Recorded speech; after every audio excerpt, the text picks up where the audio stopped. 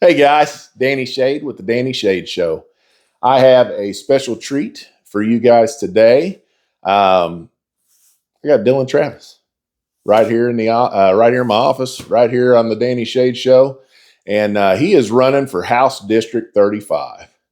And this guy, I mean, sixth generation Oklahoman, sixth generation farmer, got a little girl. No worries.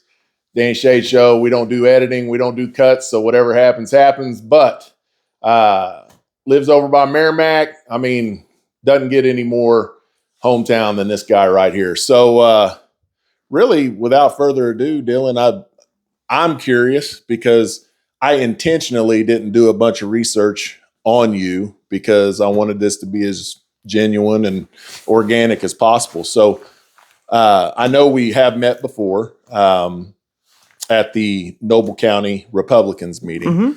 But tell us about yourself. Tell us about what your plans are. Thank you, Danny. So I am Dillon Travis. I grew up in Pawnee County. I'm a sixth generation Oklahoman. I'm a sixth generation farmer / rancher. I have been in agriculture my whole life. My entire adulthood. I have a cow-calf operation, and then we also have a haying operation. What's a haying operation? I'm sorry. Oh, haying. Oh, hay. Okay. And the crops that we do grow, we do wheat, oats, some hay grazer, and a little bit of alfalfa. All that will either be most of it will be turned into hay, or we'll graze it out like our wheat. We'll graze it and dual purpose. I also am a business owner. I own a business. I own a chemical seed and fertilizer business, but we also sell feed. We sell feed. We sell mineral protein tubs, livestock bedding. So we're kind of diverse. But when we started, it was focused on chemical seed fertilizer to service producers. We found that there was, there was some needs being met over in my area, and I'm really big on competition because competition keeps us honest, keeps us fair. So and pushes progress yes. and technology and advances. I mean, competition's great. Yes, absolutely. So, and we have customers in Oklahoma, Kansas, southern Nebraska. We have some customers in Texas. So, we work really hard. And this year, our company, it's on our 10-year anniversary, and we this summer we had purchased a new warehouse in Cleveland, and we had our grand opening Saturday. So that's a little bit of my background. Always lived in Oklahoma, never lived anywhere else. Always lived in Pawnee County. That's where my family's kind of always been. A little history on the Travises. My mom's family's been there since the land run. My dad's family is originally from Elk City, Butler. They moved there in the land run, and then my great grandfather moved to Pawnee County in the 50s. Because he told me he started being in a drought every other year. So he moved here he said, I moved to greener pastures because it rained a little bit more. So that's how the Travises ended up in Pawnee County. But we've always been from Oklahoma since the very beginning, and so always lived in rural Oklahoma.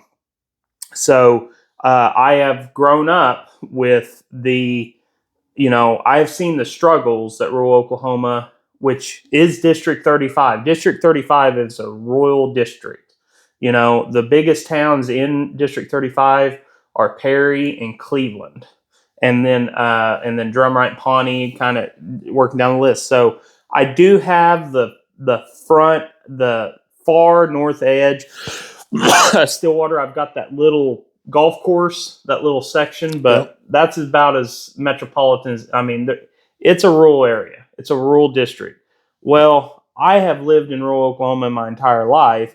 So I have witnessed firsthand the struggles that rural Oklahoma has faced since, and I've seen, our rural infrastructure, going into the shape it is, with the repairs and, so rural infrastructure is very big on me, big with me. And so, um, that's why I, decided to run. And some people came to me when it was announced that they were going to have a special election, and they said, Dillon, we want you to run for that position. And the first thing I said is, guys, I'm not a politician. I didn't come from a family of politicians.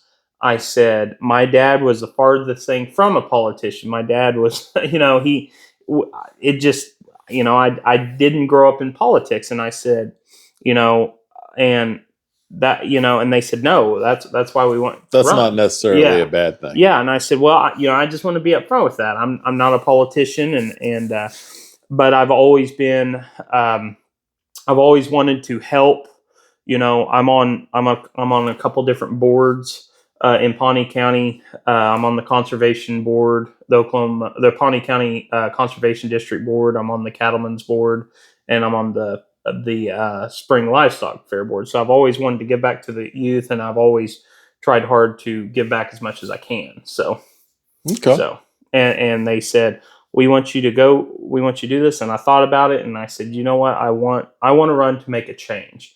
I want to run and work hard every day for District 35, and I want to put them first, like it should be. And we need to work hard. And I want to work hard every day to make some changes to make rural Oklahoma better. That's one thing I like about what you're saying is, a lot of public officials and politicians, they forget who they who they work for, I guess you could say, but really who they represent.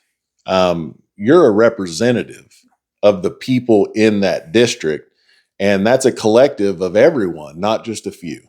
And so to make sure that you represent them in the best possible way, hearing what you're saying, it sounds like that's what you want to do. And that's exactly what people need. They don't need a professional politician, somebody who's got an answer for everything and a talking point for everything. They need somebody who understands the problems that real people in that district are having and how to get solutions and how to gather a group of people maybe that, have a good understanding and have kind of a brain trust, I guess, if you would. So I think that's pretty impressive. Absolutely. And that is what the job entails, is to listen to your people. You are the people's voice at the Capitol. And I feel like some people forget that. You got to do what the people that elected you to go do, and that's the voice that you need to listen to. The voice of the people of your district. And so that's very important to me. And the one thing I try to, the big thing on this campaign is we door knock. We door knock a lot.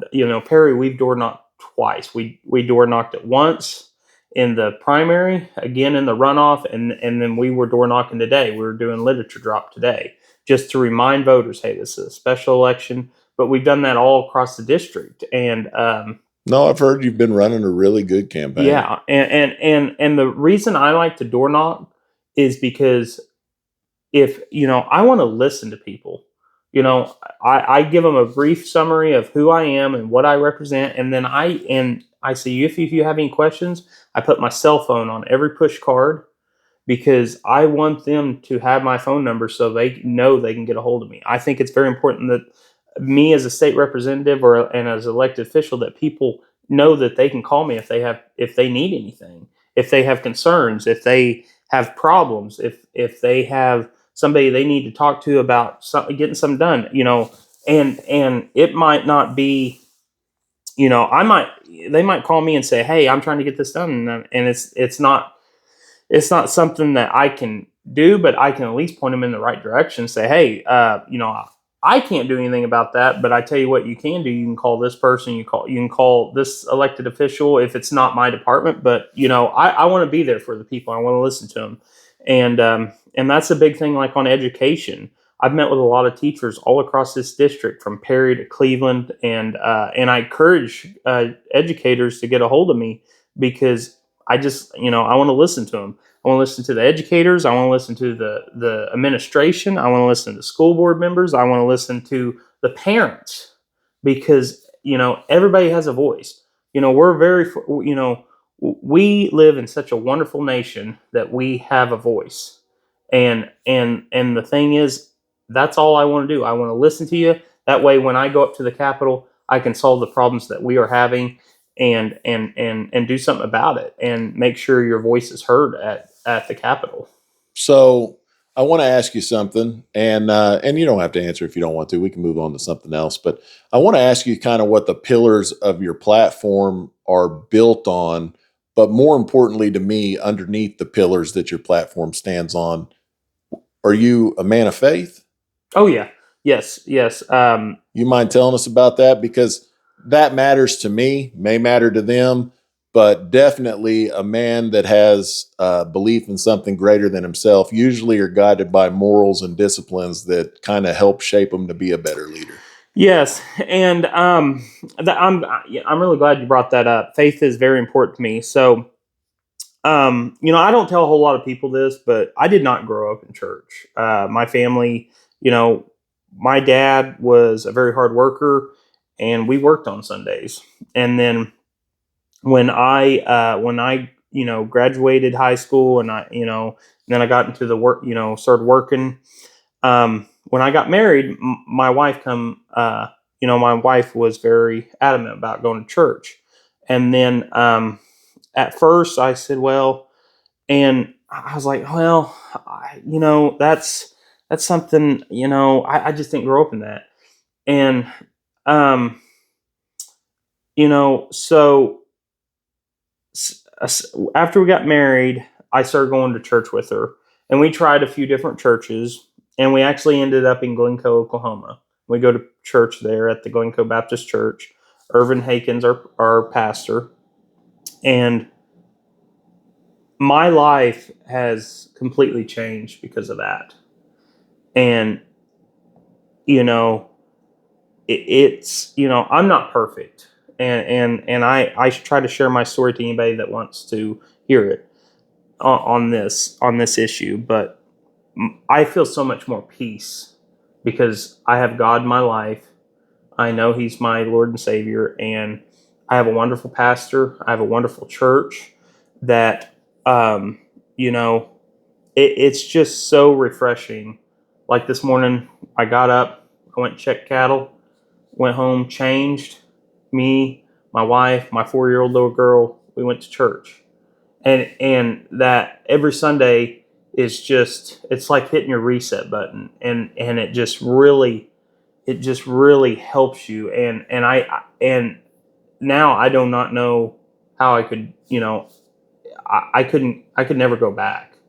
You know, that every Sunday, my church, and going to service and listen to the preacher, and going and then kind of, you know, that's just my reset, and that helps me every day, and knowing that I have God in my heart is just a wonderful thing. And I'm very, very, I'm very proud of my wife, and I'm really glad that me and my wife and my little girl get to go to church every Sunday, and experience that. And I just, I mean, it's a wonderful thing. And I have really, really, through this election, because going through election it's tough. I'm talking about meeting all these people and listening to. It's heavy on the heart, because there's some of the struggles that the people of this district are facing. When you listen to all that all day and you go home, it's tough. It really weighs on the heart, and you know I fall It's back good that on you God. take it to heart. Yes, and I don't take it lightly, and so, and I pray about it. I do. I pray about it. I pray about this election. I pray about all the people that I've met and all the people in this district, because it's important to me. So I'm really glad you brought that up. So yeah, Christian, me being a Christian, it's God comes first. So Well, so knowing that your foundation is solid, whatever your platform's going to be is going to be built the right way. What are the legs of your platform? There's several. I try to, if I talked about all of them, we might be here for a couple days. Hit the hot ones. So I've kind of got four ones that are very important, and the first two are very hot topics. But number one is rural infrastructure. Rural infrastructure on these county roads, helping support these county commissioners, these rural towns, from Perry to Ralston to Pawnee to Red Rock, all these little towns. So rural infrastructure is big. I feel like here the last couple of years, some rural infrastructure has gotten ignored, and it all comes down to funding. These county commissioners, these cities are working with what they got, and I feel like we need to come up with a solution that's going to help them. And the big thing with me is I would like to get like a Rural Infrastructure Act. The Senate did pass a bill last year that is going to push some money into rural Oklahoma, but I want to make sure that we are keeping that funded, and that we're listening to these city officials and these county commissioners. So rural infrastructure, bridge and roads, bridges, water treatment facilities, sewage. I've heard it all. We live in 2026 now.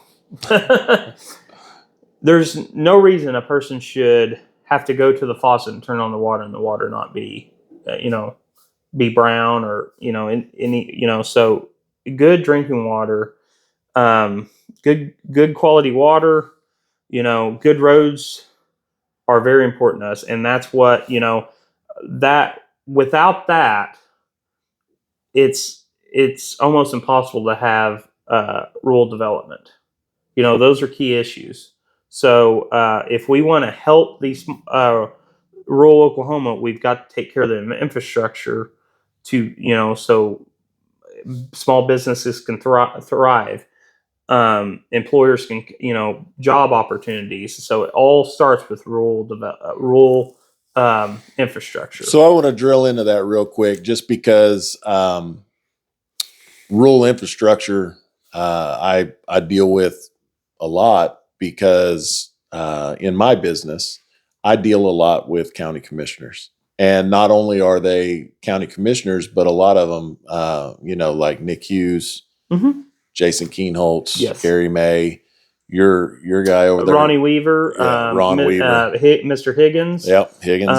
So me and Higgins. So just so you know, they've become friends because we've done things, and to hear them not on camera and not these guys really care. Yes, they're not doing that job to get rich. No, absolutely. And it kills them that every year costs go up, everything gets more expensive, and the requirements that they're for, because the growth dictates more and more, and they're trying to keep going. What are you going to do to get funding? What's a specific thing that you would like to try to get done for funding? For funding? Yeah, absolutely. So Oklahoma has a pretty big reserve right now, and they're wanting to really push this roads and bridge construction across the whole state, because and they're wanting to get in either top 5 or top 10 in spending, which is great. They've got this reserve of money. So they're ready to spend money. Yeah. The problem is, I just don't want to. I want to make sure rural Oklahoma gets their fair share. Correct. And the first thing to do is, and another thing the county commissioners are facing that I feel like does not get brought up enough is their employees. As you know, you can drive through any town, small town, big town, cities. You can drive through Main Street and there's probably a for hire sign somewhere. I mean, just because finding, hardworking individuals nowadays. Finding people that want to work. Yes. Finding people that want to work is hard. Yeah. Because as a business owner myself, oh yeah, I think, and I can speak for a lot of friends of mine that are business owners, because I belong to a couple groups and we talk regularly. And I'm just going to tell you right now, finding a quality employee that wants to show up and work, I mean, it's their market right now. I mean, they could literally go anywhere and find a good paying job if they're just willing to work hard and show up every day. The requirements aren't that steep. Yes. And the one thing that I've done as a business owner is I've got some guys that work for me that are, kind of more retirement age. They've worked a job, they've retired, and I can pull them because I know they're going to be reliable. They're going to show up on time. I'm not going to have to worry about them. They've got a good head on their shoulders. And I've got some younger guys that work, younger men and women that work for me. So, but I understand, as a business owner, like in the summers, our custom hang business, I mean, it's daylight to dark every day, in the heat and, we have air conditioned tractors and everything, but, still it can be a challenge finding kids, younger guys that want to do that because, it sounds fun and they're like, wow, that, I've always wanted to be on the farm. But when they get out there on the farm and they start, it's work. It's day in, day out. They're like, man, I don't know what I signed up in this, but see you later. And they'll leave you in the middle. Yeah. Yeah. They're like, well, this ain't what I signed up for. I didn't know it was going to be like this. So, and that's one thing that, talking to a couple of county commissioners is, employment, finding good help and that's very important. And, and that's one thing that I'd like to look into, helping these county commissioners, with employment, as far as maybe having like a sign-on bonus. The one thing I would like to do is sit down with all of them and say, what can we do? I mean, what can we do to get, good quality help to show up? And I know that's a struggle that everybody's facing right now. And, one thing it's going to probably come down to is pay. It's just like anything else. Absolutely. Pay. Which comes back to funding. It comes back to funding. So, help with pay. And then I also think we need to do kind of like a campaign out there to for people, all the benefits of coming to work for the county, government benefits. Let people know. Yep. Yeah. Maybe doing something with career tech. So that's very important to me. But the big thing about that, back to the funding deal, is, with that money that we've got out there, to pass a bill that says a certain amount of that money has to constantly be going to rural Oklahoma, to county commissioners and the small towns. And then, we've got to make it so that these small towns are getting, grants being easier to apply for and get for towns like Ralston on their water treatment facility. Same with like Pawnee and all the small towns. If they've got a problem, they should be able to, apply for the grant, and it not be just a big drawn out thing. Yeah. So I feel like we need to kind of limit some of the hoops. Yeah. Kind of get rid of some of the red tape. So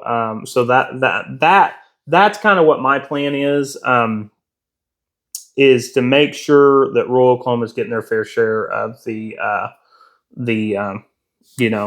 road and bridge money. So let's just touch briefly on maybe the other three. Just kind of so people kind of know what. Oh yeah. See, I told you. No. Hey, I'm here for it. Yeah. Number 2 is education. Education is huge right now. We're ranked really low in the nation. Some people say 49th, some say 50th. It just kind of depends on what list you And go I hate off that of. too, because I got some friends and friends' wives that are teachers, and they work their guts out, man. They do. It's a hard job. I mean, we have great. That's what brought us to Perry was the school system. Yeah. And we have some really good school systems. I mean, all the school systems in District 35 are really good. Yeah. Cleveland, Morrison, Perry, all the school districts. We are very fortunate having really good school districts. So the big thing on this, door knocking. That's something that gets brought up, and I always ask them, what's your thoughts on it? I've kind of pretty much, if I door knock somebody and they're a teacher, say, hey, here, call me if you want to set up a meeting. And when I set these meetings, I just sit there and listen, and I would take notes because I just want to listen to them and say, hey, and I say, what are some solutions that you think? There's a lot of things out there. I've heard teachers complain, they feel like their hands are tied, especially when it comes to disciplining, and they feel, they're scared to do anything because they don't want to get in trouble. And when these kids are acting out, but I've heard some horror stories, kids, teachers getting punched, teachers getting kicked, and which is ridiculous. Bitten. Yes, it is. When I was growing up, the few times I got in trouble at school, I wasn't worried about my spanking at school. I was worried about the what I got when I got home, because that's what I was worried about. So, and so teachers feel like their hands are tied, and they just don't want to get in trouble. As far as like the education, as far as getting our scores up. Let's go back to 2015. Mississippi and Oklahoma passed the law. It was pretty much third graders reading test, and if they had to pass that test, move on to the fourth grade. And Mississippi stayed strong, and they kept it in. 2017 came around. The legislators getting a lot of pressure. Another thing that happened was. That was kind of right before like teacher walkout. So a lot was going on there. And so they were getting a lot of stress. They pulled it. And I've talked to some teachers about that. And there's a lot of teachers that think we need to go back to that system. The one thing that some teachers have told me is they think third grade's a little later. They would like to maybe move it back to like either first to second, or maybe kindergarten to first, because it's kind of like building a foundation on a house. Absolutely. The faster you can get to that without a good foundation, it doesn't matter what goes after that. You've got to have a good foundation. If we can get to that if we can start, building that foundation better, the earlier we get on it, it just helps that's what a lot of teachers have said too, that I've heard people say. Those are the earliest years are the most formative. So if you can get a jump start on it. And another thing, no teachers said this to me, but it's something that I've thought about. I just think about when I was a kid, when you're a kindergarten or first grader, the longer you're with your classmates, the bigger your bond will get, because so I think catching them earlier is also maybe a little bit better on their self-esteem, because when they get in third grade, they're realizing probably, I've got my friends, I don't want to lose my friends, and they kind of understand what's going on. And that, I think it would be a lot better on their self-esteem, and like the friendship deal, kids, when you're in kindergarten, first grade, you're just kind of friends with everybody. Yeah. But you kind of start getting your bonds, I feel like, after that, like when you start really getting in second, third grade. So that's something that is something that I think is something we, that would help out if we caught those kids earlier. Just making sure that, because anytime we can help a kid's self-esteem, it's good. So, okay. So so rural funding, education, mm-hmm. What else? drug crisis that is a poison to rural Oklahoma. And I understand. And I understand. I don't know anybody that would disagree with Yes, yes. Small towns, rural Oklahoma, they love, these drug, the people that are manufacturing it or distributing it. They love rural Oklahoma. You know why? Because there's not, sheriffs, they're already spread thin. They're spread thin. They're spread thin. The sheriff's We have one of the best sheriffs you could have. And he's got a big area to cover. And he has a very limited, we have deputies and they're great. Oh, yeah. But it doesn't matter if he's 20 miles this way or whatever. Yeah, they physically just cannot be. You can't cover it. Yeah. And so, like I live over by a little town south east of Pawnee, Merrimack. That's where I was born and raised. That's where I live now. I live on the farm that my dad had. So we, there's no police department in Merrimack. There's nothing in Merrimack has a post office and a volunteer fire station. So, and who services Merrimack? Cleveland? Or I guess Pawnee County? Yeah, Pawnee County Sheriffs. Yeah. So, and, another thing with deputies, as far as the sheriff's department, sometimes they're running, sometimes they're having trouble keeping deputies, just because funding. So, these people that are, dealing drugs or manufacturing, that's why, they love rural Oklahoma because they can hide. And so, that's something that, the one thing is just working with the sheriff's departments. I think cooperation is a huge thing that we have to do, and we gotta constantly keep those relationships. Because I don't know everything. And if a politician ever tells you that they know everything, you probably need to walk the other way because they don't. So it's like I tell my kids, you don't have to know everything. No. You just need to know everyone. So no. And one thing I try to do is I try to learn something new every day. Yeah. And I will do that till the day I die. Is my grandfather taught me, he said one thing about being a great leader is learning, constantly learning from everything. Don't ever take anything for granted. Don't ever act like you know everything. Constantly keep that mind open and learn. And I love so I want to go to the people that do it for a living. For my, drugs, the drug crisis, go to the people that deal with that every day. And say ask them what are some things that the state of Oklahoma could do better to help service you. Same with the county commissioner, same with the city, same with educators. Go to them and say, what can we do for you? What can we do better? Teachers, administration, parents, what can we do better for you? That's what we, as a state rep, I want to do. Ask the people, what can we do better? Okay. Because we don't, the state doesn't know everything. No. And we just need to get better at doing our job and helping the people that do it every day. So. Okay. And what's the last one? Landowner rights. Nice. Protecting agriculture, landowner rights, property rights is big with me.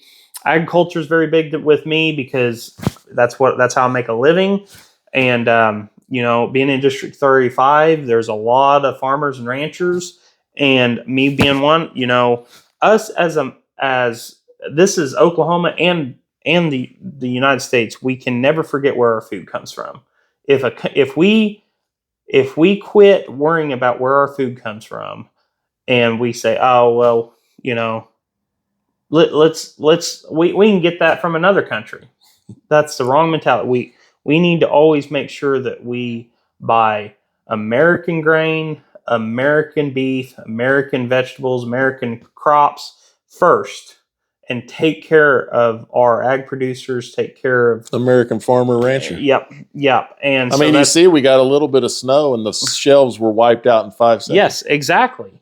we need to protect that. We need to protect agriculture, and because if a country loses its source of food and loses the ability to grow its own food, that's when you become vulnerable. You become dependent. When you have to be dependent on another country. Yeah. So that's very important to me.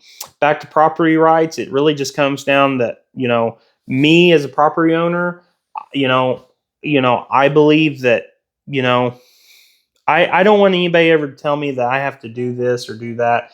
That I have to build this, or this has to go through my property. So it's very important to me that property owners have rights, and that their rights are heard, and that people are not going to infringe on that.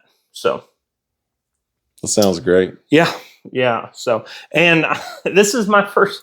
So, just FYI, this is my first podcast. Yeah. And so, and if you would have told me 6 months ago I'd be running for office and that I'd have to get good at giving speeches and giving interviews, I would be like, I don't, I don't know what you're smoking, but we're here, and when I give speeches, I try not to write speeches down or anything. I just try to give it from the heart. That's what we do here. So there's no editing. Just give it from the heart. I just say, just be myself and give it by the heart. If you don't like my message, I understand that. That's your choice. But I am who I am, and I'm going to be who I am. And if if you support that, that's great. But I'll never be somebody I'm not. So I want to ask you one last question. And answer it if you want.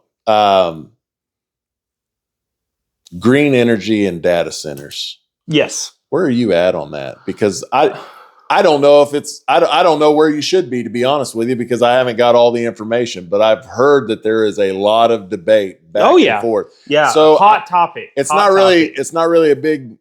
It's not a big deal to me personally, because I haven't really dove into it, because it hasn't affected me personally. But I know it's been a topic because I hear people talking about it. So why I have you here, I figure that would be a good thing to ask you. So windmills. That's a big thing. Windmills. And it's I hear some people are for them, some people are against them. I understand that. The one thing that this is how I feel about windmills.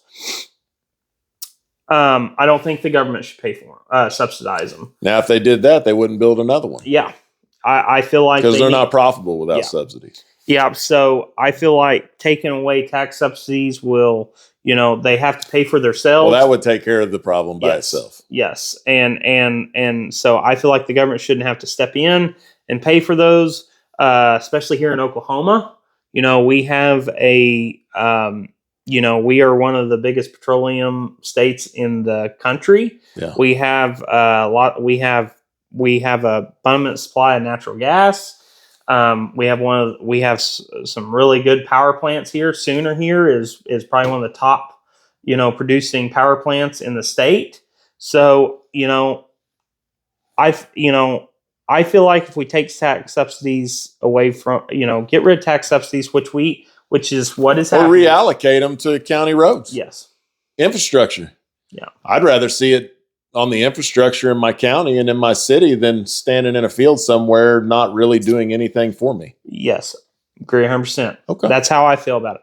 But at the same time, I do not think so I feel like windmills also goes with property rights. I feel like if we start telling people, hey, you can or cannot put a windmill there, if it's your property, that's your right. But we can't, because if we start telling people what they can or cannot put on their property, we're going to open a door that's going to be hard to shut. You don't have to do that. So, because if you take away the subsidies, they're not going to want to build them. That's why I feel like taking away the subsidies will solve the problem. And it would take care of the issue. So us as taxpayers, and they started doing that on the federal level, and they've done it on the state level, and now they're doing it on the federal level. So I think that's going to solve the windmill problem. The one thing that I think maybe they have to be, if they're building future windmills, if They need to be so far from a property line, because if they build it, I don't want to win. If I own the property next to it and they build it along the fence line, I don't want, because there is sound, there is everything. Yeah. Exactly. And it's constant. Yes. So, data centers, they seem to use a lot of resources. They do. They use, and there's several. And I am trying to be an expert at data centers. Never thought I'd have to say that, but I am, because and I've been listening to a lot of people. They use a lot of resources. They use a lot of power. They, a lot of water, and so that's very concerning, especially putting them here in rural Oklahoma, where we had record water last year. Yeah. But normally we're in a drought. So everything was not, oh yeah, look at all this water we got. Yes. Well, that's not a normal deal all the time. And I understand that we have to have data centers. Mm-hmm. We do, because it really comes down to a national security, because, if we rely on China or these other countries for data storage, it's a security risk. So I understand a bulk of the data centers now are in China. And so, Trump is doing this initiative where he's wanting to build data centers all across the nation, and it's for national security. The one thing about data centers is I feel like I just don't want them to be the new windmills where they're stuck in they just say, well, we'll put them in rural Oklahoma. Because I'm always worried about our resources here in rural Oklahoma, So the one thing that I feel like I think it needs to be the people's choice, and I feel like it should be very transparent, and I think data centers should not be tax subsidized. Do you feel the same about solar panels? Yes. Okay. Solar farms? Yes. Okay. The thing about solar farms is instead of putting them in the field, why can't we put them on top of buildings? Why can't we put them on the top of how, get people, they can sign up for a deal and put them on the top of houses. I don't know why we have to put them all in the field. I think it's very, because solar panels are worse than windmills, because they literally that land can't be used for anything else. It has to be that solar panel. Correct. They're very you can farm around a windmill, kind of. Yes. But you can't farm around a solar farm. Can't farm around a solar farm. So, hey, I like your idea. I was talking to a guy about that actually on a plane when I was coming back from DC for my daughter. We were talking, and he was a contractor in, I think he's in New York or Illinois. And I just asked him, I said, why don't they? You got these huge parking lots in like Costco, Walmart. Yeah. Why don't you put them there? You give covered parking, and you have a huge area that you could put solar panels on the roof. I mean, if you just had to have them somewhere. and metropolitan, I think that would be smart. Covered parking. Metropolitan cities, there's a lot more stuff to shield it from wind and stuff than sticking them out in a field out here where the wind blows hard, hailstorms and everything else. So it makes sense to me. That's how I feel about solar panels. They don't want to look at them, though. They don't want to look at them. But, can you imagine going to Costco and you're like, man, I got this nice shade, helping, Wouldn't hurt my feelings. Wouldn't hurt my feelings at all. But the thing about solar farms, especially here in rural Oklahoma, is that they wreck the agriculture. That land is, it can't be used for anything else. And they're very, there's a lot of maintenance to them and lifespan's not as good as I feel like it should be. And I just don't know how efficient they really are. So now one thing about being a state rep, I'm trying to be as knowledgeable as I can on all the issues. So I've talked to some people about solar farms and I get different perspectives. So those are my personal beliefs on solar farms and windmills, like you said, get rid of the tax subsidies. They'll take care of themselves. The back to the data centers, I think it needs to be the people's choice. If they were going to put one in Perry, would the people of Perry want it? It needs to be voted on. The one thing that is they really need, I feel like they need to be regulated because they use a lot of resources. The people of Perry, when they're putting them in these rural areas, they need to be, looking down the road. What is this going to do to our long-term resources? So that's very important to me. And I don't know. I think they need to be putting data centers in industrial parks, to be honest with you. Industrial parks have the resources. They can be, they can be regulated. Well, and they might even help out some industrial areas. Yes. Because I know we have industrial areas here in Perry that if somebody was wanting to come in and build a data center, and I'm not saying this is going to happen or whatever, but if they built a data center, maybe that company coming in could help facilitate boosting the infrastructure. And maybe you could get, a substation, a power station, different things to kind of help. Not only once you build that there, it's also going to help spur more development into that. Yes, absolutely. So that's what I feel. I just don't want them on, every 160 across this rural Oklahoma. That's what I'm worried about. Yeah. So if we threw them in industrial parks, I think it would help. It would help the towns. It would help. And usually industrial parks are built with resources so that they can get those resources to them. The one thing that I will say about data centers is, like I said before, is they need to pay their own way. They don't need to be tax subsidized. No. And the people that live in that town or city or it shouldn't affect any of their resources whatsoever. I have heard of data centers coming in, and it makes everybody's electric bill go up because they're trying to literally, they're pulling that much electricity. It's affecting, the rest of the people that live around that data center. It should be the other way around. That data center should be helping save those people electric. Correct. Because that's not the people's problem that data center decided to come in. Water is very important to me. So I did read an article, it was a while back, about a data center in Georgia, and it was affecting the drinking water of the town. That's something that is very, very important to me.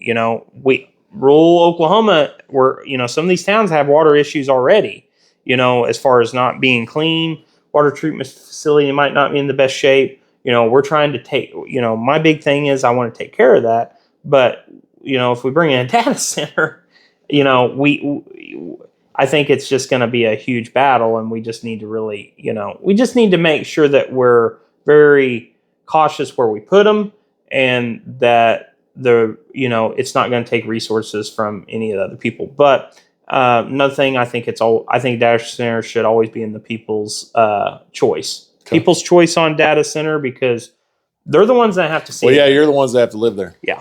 So I lied. I have one more thing that I thought of, and you may not even be able to speak on it because I really don't know much about it. I just heard it and it kind of struck me odd.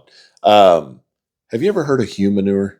Yes. Where they use like human waste to fertilize food, and they're like doing that. What do you think about that? Because you're in agriculture. Oh, and you're running for state. Yep, and I sell fertilizer. And you sell fertilizer. Yes. What's the deal on the humanure? That just sounds gross. And I'm going to be honest with you. I did not know anything about it till I ran for politics, and everybody started asking me. They said, "Are you in?" I said, "No." I got a friend, Leanne Clinton. She was just talking about it, and I was listening to her, and I was like, "What is that?" Yeah. And like I said, I have known a lot of people, they'll spread like manure, livestock manure, like from dairy stuff. I think everybody understands that. But somebody asked me that. They said, "Well, have you ever been involved in human manure?" I was like, "Human manure? What? That's what I said. I was like, "What? What's human manure?" And they said, "Yeah." I said, I'm gonna be honest with you. I didn't even know that was a thing. I think, and they're a lot. Correct me if I'm wrong, but as what I have read about it, a lot of it's coming. I can't correct you because I don't know much about it. Well, I'm guessing your viewers will if we're wrong, but a lot of it's coming out of these metropolitan cities, and they're spreading it on ag land, and I think it's a huge safety risk. Because I've talked to some people that that from fire departments and stuff in cities, And they said, you wouldn't believe the stuff that people flush down their toilets. I said, I can only imagine. Oh, yeah. And what is it coming? Is it coming from hospitals? Is it coming from? I think it's a collective. Yeah, and so that kind of worries me. I mean, people, just going out here and spreading that. Yeah, you don't get to choose you don't get a high fiber pipe or no. No, just wherever it comes from. Yeah, it's wherever it comes from. I think that's kind of dangerous. That's my opinion. I think it, especially I think if you ever did that on if you were going to do that on a property, I think it should be like taped off and like a biohazard. That's the way I look at it. That sounds weird. Yeah, because I don't want to eat beef that's been grazing off a pasture that's just had biosolids, human biosolids on it. I would not want to eat a crop that had just been fertilized with a bio waste because it uses that to grow. You do not know what's in that. So that's a cow. It eats grass. So yeah, and I think it's something that can't be. I think it's just a health risk long term. But like I said, I'm not an expert at it. No. So but that's how I feel about it. And a lot of people have brought that up, and a lot of people are against it. So that's I just if you're you don't know what's going to be flushed down a drain, so we just can't. We've got to really. And if you're into that, grow a garden. You can put whatever you want. Yeah, you can put whatever you want out there. So, hey, I appreciate you being such a good sport. Thank you for having me. Man, I loved it. I enjoyed it. If you ever need to get a hold of me, you can go to my website, votedillontravis.com. My email, my contact information there. There's also a tab where you can donate to my campaign. And another thing, you can send me a message there too. So if you ever have any questions, don't hesitate to get a hold of me. That's what I'm here for. So you got a guy who's founded in the right deal. He's got some great pillars he's running on. Seems like he's going to fight for the people and to get some things done that need to be done. I don't know if you could ask for a better representative. Maybe go and put your money where your faith and your beliefs are, and help him kind of do what he's doing and spread the word and get the mission done. And we'll get this gentleman seated in House number 35 or House District 35. Who's running against you? I apologize. I don't really know. It's a guy from Morrison. He teaches political science. Is he a Democrat? Yeah, he's a Democrat. I am the Republican. So you're the Republican. Yeah, I'm the Republican. I'm the Republican. I'm the Republican in the race. And I'm running against a Democrat. Gotcha. I don't know him that well. I know he teaches political science at a NOC. Well, do your own research. Yeah. If you want to know, you can check it out, because Dillon was nice enough to come on and tell you all about it. So February 10th is the election. So it's not this Tuesday. Special election. It's a special election. So it's not this Tuesday. It's the next Tuesday. It is a general election. So if you're a Democrat, Independent, Republican, Libertarian, all of them can vote. No matter what you vote. No matter what. It's the general election. You can also early vote this Thursday and Friday at your county election board. Usually it's at the courthouse. I know the one in Pawnee is at the courthouse, but if you just look up your county's election board and you can vote early, it's usually from 8 to 6 is when the early voting is. And then general, the next Tuesday on February 10th, the day of voting will be from 7 to 7. You just go where you usually would vote at your usual voting poll place. And then another thing is District 35. If you ever wonder, it's kind of an odd district. It goes from pretty much, I've got about 3/4 of Perry and District 36 or 38. John Pfeiffer's district's just to the west of this. So, so it bumps up to John Pfeiffer's district, but it goes from It's got most 3/4 of Perry or 2/3 of Perry, and it goes all the way up to Red Rock, shoots over on Highway 15, everything south of 15, goes up and grabs Ralston, it shoots over, grabs Hominy, and it's goes all the way to Prue, and it goes east to Prue just a little bit, almost to Sand Springs, comes around south of 412, and then it shoots down Highway 48, just west of Manford, goes all the way to 33, shoots over west again, grabs Drumright, and then it comes and then it shoots up north of Drumright, just west of 99, grabs Oilton and Jennings, and then just south of Jennings, it shoots back, and it pretty much goes all the way through Stillwater, grabs Glencoe, Stillwater. But if you have any questions on where the district is, you can go online, just type in Oklahoma House District 35 map, and it'll give you kind of the outline. You can also go to the Oklahoma election, or you can type in your address on the Oklahoma election board, and or your name and your birthday, and it'll give you what district you're in. But it is special election District 35. I hope I can get your vote. If you guys ever have any questions, don't hesitate to call me. So, Republican nominee, House District 35, Dillon Travis. Get out, get involved, vote. I mean, you have the power. All you have to do is use it. Go out, vote, let your voice be heard. Let this guy go to work for you. And the proof is in the pudding. That's why they have elections every few years. If he doesn't do a good job, you get another guy. But from what I've heard today and what you've heard today, it sounds like he's wanting to work for you. So this is the Danny Shade Show. Thank you for watching. I hope you enjoyed it as always. You can definitely Danny Shade Show on Facebook and then the Danny Shade Show on YouTube.